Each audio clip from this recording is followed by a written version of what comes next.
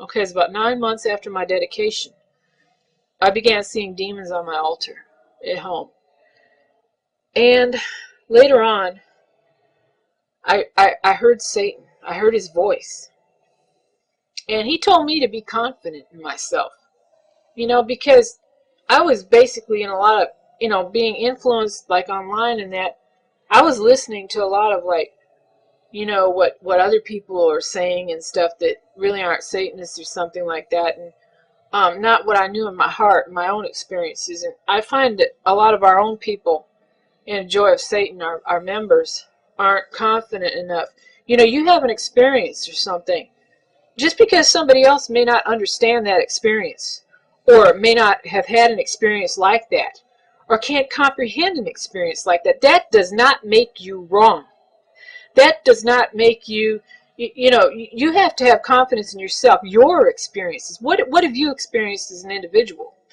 And that's important, because there's no right or wrong there.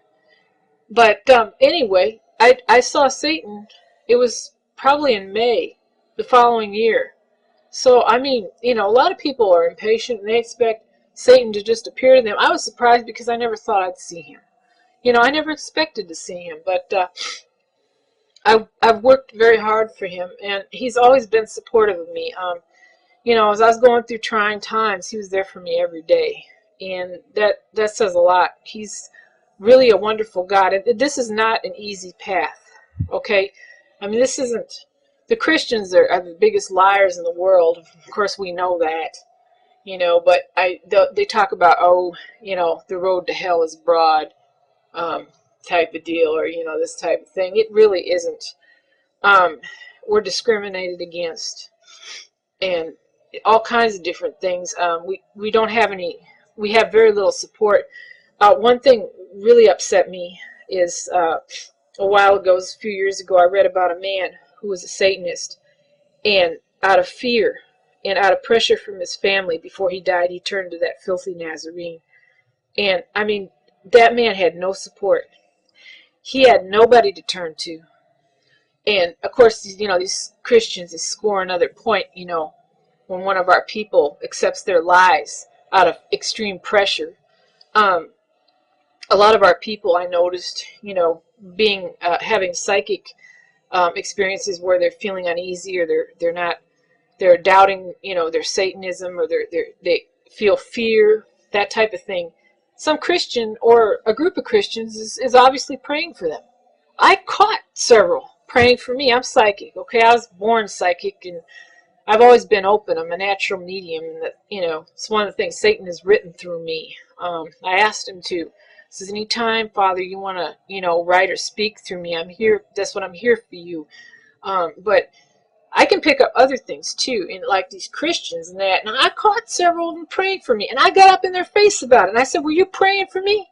And well, and it's like, excuse me, ma'am, but I've given my soul to Satan, and I am happy, and this is my choice. This is my free will, and it is my soul.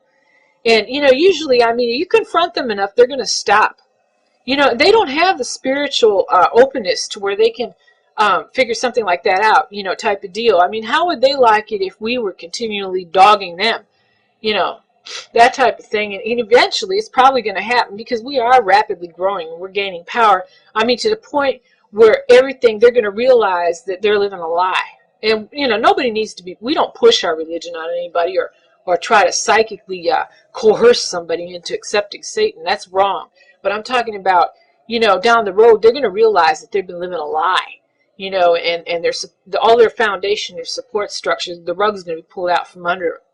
But there's so much in Satanism that takes patience, and you really need to open your mind, and the most important thing that you can do after your dedication is to get yourself in a power meditation program. And even for people who are busy, and I know it's hard, it isn't hard to do void meditation, like if you're at work or something. Just pay attention to what you're doing. Concentrate on what you're doing. Block all your thoughts out and concentrate on your job for maybe 10 or 15 minutes every day. And you're going to find your mind's going to improve. Okay, anybody can do that, even kids in school. I hear teenagers, and I understand it's very hard for satanic teenagers to live in Christian homes, and I mean, there's so much that they can do with their mind. you know, like build an astral temple. I mean, before you go to sleep at night or something, you know, if it's quiet or that, they don't know you're asleep. You can do, you know, squeeze in maybe 5-10 minutes of meditation. It's better than doing none, you know. And they can also practice concentrating. You know, concentrate on the here and now. You know, that's your void meditation. You know, other people have problems with, well, you know, void meditation is very, very difficult where you just block out everything in your mind. You just go into a void. You know, but there's different aspects of it. I mean, you focus on your third eye or focus on the feeling of your third eye. And most of us, when our third eye is open, we can feel it. I mean, there's a slight pressure there when you start meditating on it, and that's very normal. But there's so much in Satanism, and when we really, really want something and we really want to do something, Satan will show us how we can do it. He'll show us how we can improve ourselves. And Satan, he's our creator God. He is not threatened by his own creation. You know, he is not threatened, you know, to where, oh, we can't have any power type of thing. Satan is proud of us when we advance ourselves and when we grow and we become as the gods. You know, and he's proud of his creation. You know, it's the enemy who hates us. It's the enemy who fears us. It's the enemy who tries to seal up, you know, our knowledge and our chakras, our mind, this type of thing, because we're a threat, you know. And I mean, it's so obvious, you know. Then they put these lies in front of us that they have the audacity to call religion, and there's nothing there. It's just material. There's nothing spiritual there, but they're going to try and say that that's spiritual. But for those of you, you know, who are new to Satanism, or you just done your dedication or whatever, you know, be patient, be open. I didn't even expect anything. Like I said, I was very surprised that Satan even appeared to me. I mean, I felt honored, and I'm very honored that I see him regularly. And he those of us who are really, really dedicated and who work for him on a regular basis, he's there for us. He's always there for us, and we will see him. You know, those of you who are new or whatever that want to follow this path, and it's a hard road.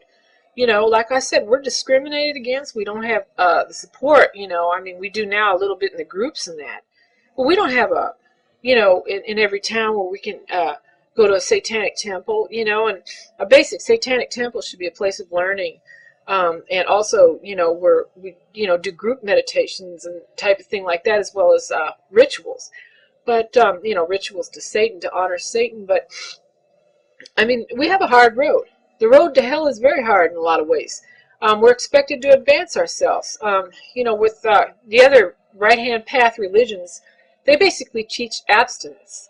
Satan is the god of indulgence and also the god of doing. I mean, the more you do, the more you can do. We're expected to advance our souls. We're expected to, you know, transform ourselves in the sense, you know, spiritually, to where we have some serious power. We're expected to, you know, demons will help us out when we're new. You know, like we got some problems with, you know, some enemy down the street. I've seen all kinds of things, I'm telling you. I mean, you know, people that have gotten on my case real bad. I mean, they've met with disaster in a lot of my personal life and that, you know, and I'm sure a lot of you can say the same thing, you know, about your own personal lives, enemies and that. When you first, after you've done the dedication, you get demons to look out for you and protect you and punish your enemies.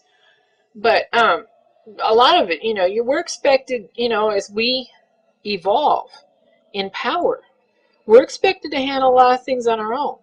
You know, and I mean, you know, we're expected, you know, Satan tells us, well, you know, we got some problems, so we can heal this ourselves. Or, you know, we're having a problem with somebody, well, you know, we can do a cursing ritual ourselves, and, you know, and this type of thing. And it's like a parent, a good parent, has their child grow. You know, like they learn to tie their shoes, they learn to go to the toilet by themselves, learn to feed themselves, learn to dress themselves, learn to take care of themselves, learn to interact socially, you know, grow up and become an adult.